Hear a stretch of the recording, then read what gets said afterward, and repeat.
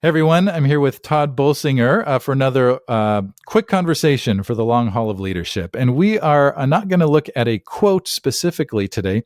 We're actually going to talk about an article that Thom Rainer, church researcher, posted a month or so ago in December, I think it was. Anyway, he said that in the post-pandemic world, we need to rethink the way we categorize churches by average worship attendance. So that, in the past, a small church, anything under maybe 150 might have been considered a small church, or maybe under 100. But he said we need to change that now. He says that now we need to sort of recategorize a small church as any church that is from 1 to 50 people. And that includes, he says, Sunday school, so children in the children's ministry, kids in the youth ministry, everyone who's on the campus. If there's 50 people or under, your small church. 51 to 99, he says, should now be considered a mid-sized church. 100 to 249 is now a large church. That's kind of wild. And then 250 and above is now a very large church. These are just his way. This is his way of breaking it down. But okay, so let me turn to you, Tod. What do you think about this? This is pretty fascinating. Of course, size is relative. And he says relative to all the other churches, this is kind of where we're at now. What do you think about this? Well, I think it does two things. One is it reminds us that we have a tendency just to default to bigger is better. More people is better.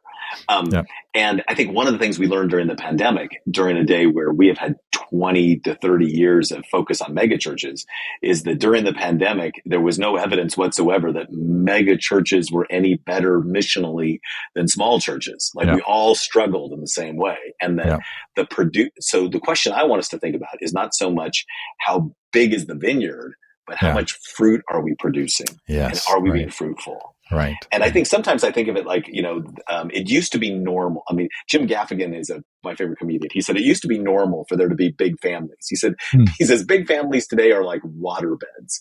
They used to be everywhere, and now they're just kind of weird. like we live in a world where people don't assume a big family is better. Multiple kids in big families was better during maybe the more agricultural or rural day. Today we have smaller families, and nobody says more kids in a bigger family is better than a small family. They're just different. And what I like about Tom's work is the categorization. Once we realize the categorization is not that bigger is better, it's saying different sized churches have different capacities, and they also have different challenges, and they need different kinds of leadership. So I think it's just a good report. It's a good clarifying thing that helps us recognize that we tend to be, especially pastors, we tend to be much more concerned about numbers and size, and bigger is better.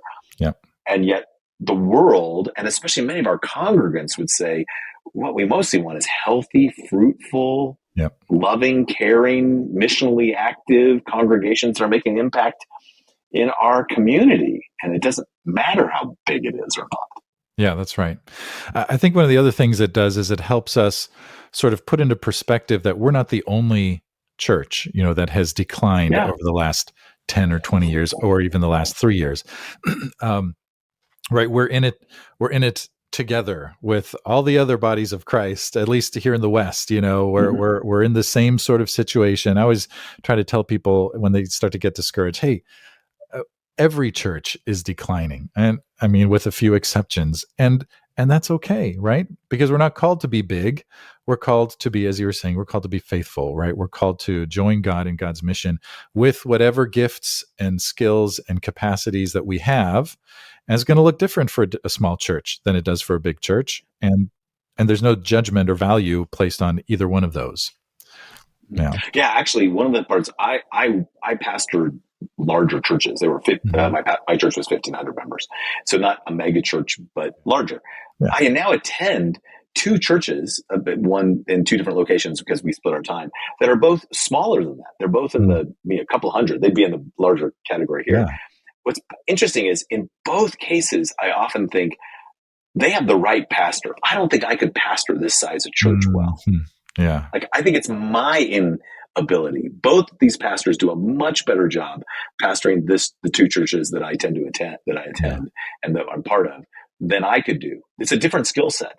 I think thinking of it as then allows us to really pay attention to, it's not about how big we are on some chart. It's about how transformative is our community in terms of the lives of people and the mission of God in our community. And I think this allows us to reset some things. One of the churches that I worked with last year, it had 2,000 members before the pandemic. Mm-hmm. And when they basically, after the pandemic, they said, we have 500. The pastor said, we have a faithful 500. And then they had a decision to make. Do we just go forward with our 500 and start our mission? Or do we spend a lot of our energy trying to get back the 1,500 people who left? Right. And the ego would want to be a 2,000 member church. With 500 faithful people, man, almost all of us would take that one, right? That's a pretty wonderful experience.